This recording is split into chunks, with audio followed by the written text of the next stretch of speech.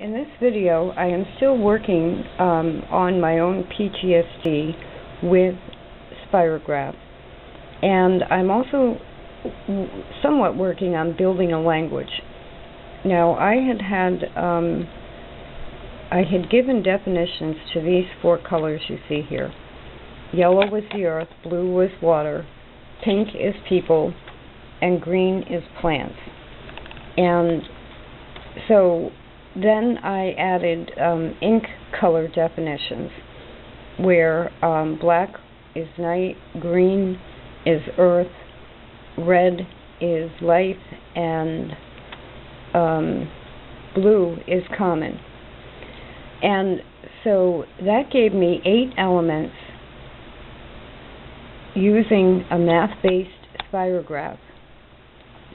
So that, say I had done this one in black, it would give me a black design on paper, on yellow paper, and I could then say, well, that was night on earth because of the ink color and because of the foundation paper. But what I'm doing is limiting myself to the color purple. And I have flare pens in purple and 2 point sizes of ballpoint pens in purple. And I think I'm doing that because it's a little bit more of a control as far as the elements that can come into what I'm doing. In other words, if I do everything in purple, then I have the same color perception on each of the 4 foundation papers. But an interesting thing just happened that will help me. Part of my PTSD is connected to old rotary telephones. And there are a few reasons why, but one of the reasons why is because I had one of those phones for many years, and I believe it's the sound of dialing each number. If you remember those phones, when you dial a 0 and then it clicks back into place, back to the 0 position, it makes a specific noise when it does that. And I think those are stuck in my head and part of PTSD. So today I decided that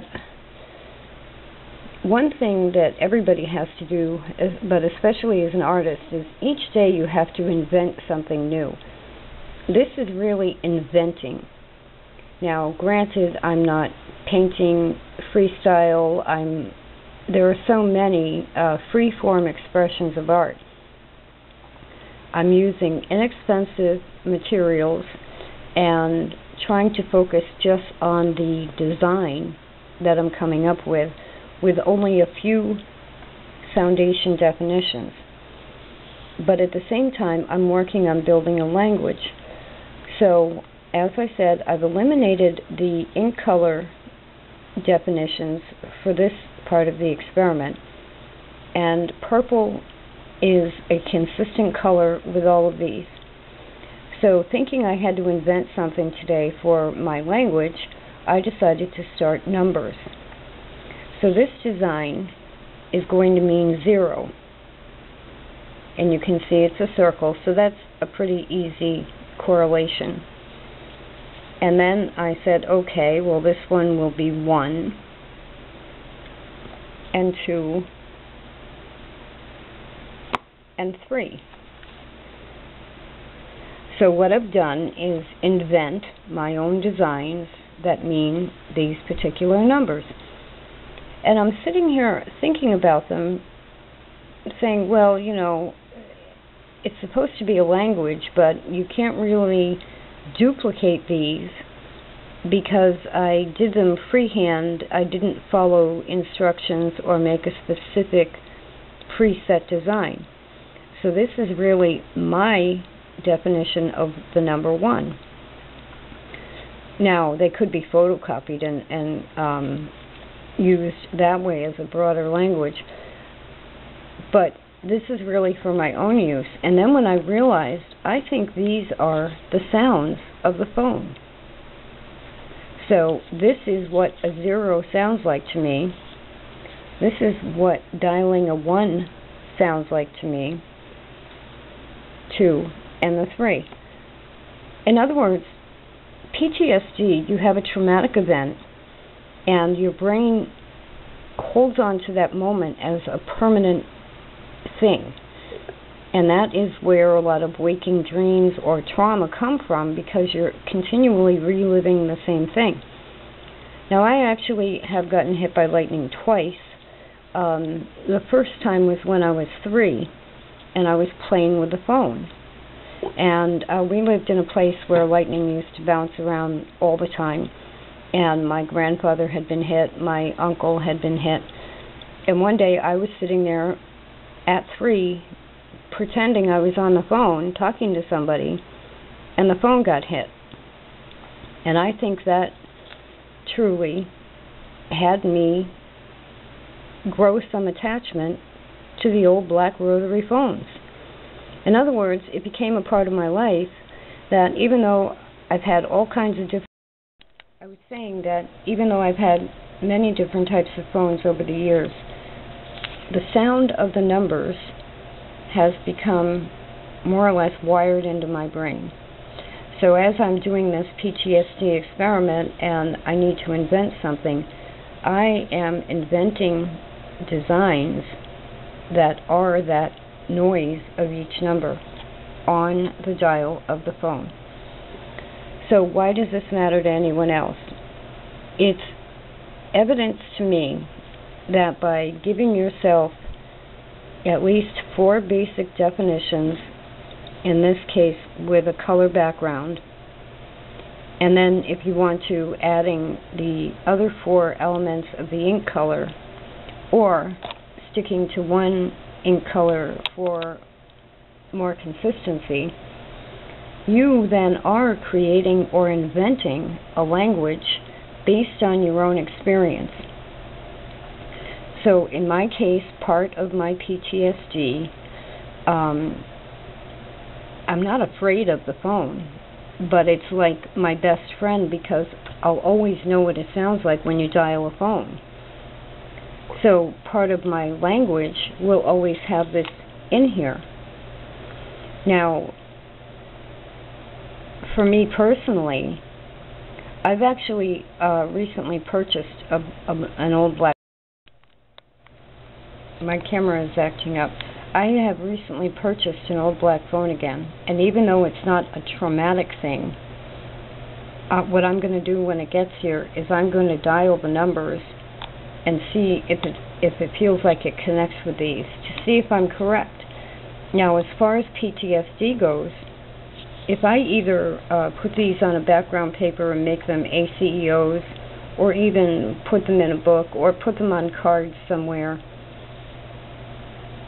a lot of PTSD is about sound, and sound can be a great trigger for PTSD. If I have accidentally, by building a language, discovered that I have, say, 9 or 10 stable sounds that I can rely on, these become a positive design. And I think the way the brain works, let's say I'm having anxiety about something, looking at these should make me feel better. These will represent stable noises I know. Now, I don't know if the whole idea of dialing a phone would help someone else, but I'm in my late 50s, and anybody around my age has grown up with having rotary phones as children. It's what we did for a long time. It was, cell phones weren't around until my son was about 10. So the rotary phone and that everyday noise is a stable noise that we can rely on for a calming effect. And if you take that idea and you give yourself 9 designs that might match that phone, even if you sit here and dial the 0 and then do a drawing, you can give yourself soothing noises that are then initiated by a design. So let's say this is the 0, and the 0 takes the longest to, when you use a rotary phone, to dial it and then let it go back again. This would be the most well-remembered noise, maybe. So it might be the first one I go to. And if I don't have a phone around to dial it, what I could do is train my brain to look at this and remember that noise. Now, again, because I got hit by lightning when I was 3, that noise is kind of burned into my head. But because so many other people grew up with those noises as daily reminders that were fine, everything about a phone is basically safe. You can call for help. There isn't too many negative things about a phone unless you've been hit over the head with one, which I haven't. But the phone is, by itself, a form of speaking and expression. So overall, the noises that a rotary phone makes should be safe for most people. And by attaching a visual design to the sound of each number when it's dialed, you are continuing to build a language that is soothing. And if you stick these on cards and put them up around you, they then become a more soothing environment. So again, taking a very simple kid's toy, Spirograph, and using the math of it and pre-designed designs to some extent, inventing your own versions of that, opens doors to ways of making yourself feel better if you have PTSD. There are a couple of quick things I have to mention. With my PTSD, one of my doctors, we had discovered that I have some traits similar to Vincent van Gogh in the sense where I hear color. When someone dreams and they say, "Oh, in my dream that's a red bucket," I don't see it, I hear it.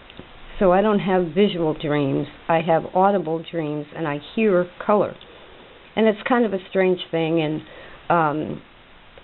I'm not sure if that is why I'm leaning toward attaching a specific design to a specific color background.